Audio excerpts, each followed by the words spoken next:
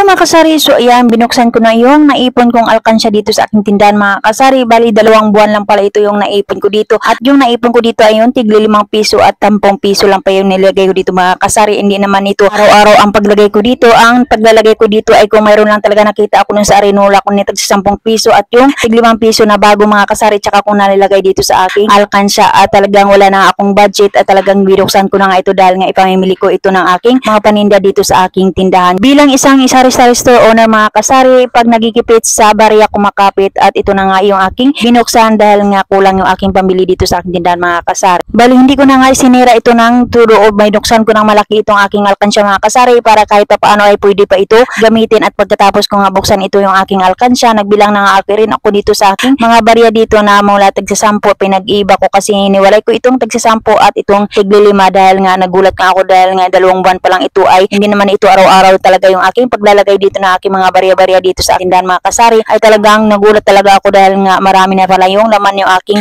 alkansya at talagang hindi pa nga ito nag 1/4 ito yung aking paglalagay dito ay talagang marami na nga ito dahil nga syempre yung iba talaga ay tagsa 10 yung iba naman ay tagli 5. Ganun rin ba kayo mga kasari pag nagigipit kayo ay binubuksan nyo yung tinatago-tago na alkansya dito sa tindahan mga kasari? Dahil ganito talaga ako mga kasari, mayroon nga talaga akong iniipit-ipit o tinatago dito sa tindahan na mga pera o di kaya mga barya-barya pero pag nagigipit ako at kulang yung aking pamimili dito sa tindahan ay talagang kinukuha ko nga dahil nga para may pambili ako dito ng mga kasari at kung wala naman akong pambili sayang din naman yung binta pag wala akong tinda dito sa aking tindahan mga kasari. Kaya kailangan talaga maging wais tayo dito sa ating tindahan lalong-lalo na pagdating dito sa pera o sa ating bintahan natin din mga kasari. At pagkatapos ko nga ito bilangin, nakaipon pala ako nitong 2,100 pesos mga kasari o diba nagulat talaga ako dahil nga syempre hindi mo naman akalain na sa barya-barya na tig 5 piso at 10 piso makakaipon ka pala ng malaki mga kasari pag lalo-lalo na ito pag matagal mo itong ipunin. Kaya lang wala talaga ako ditong budget at pambili dito sa tindahan kaya inuksan ko na yung aking alkansya mga kasari.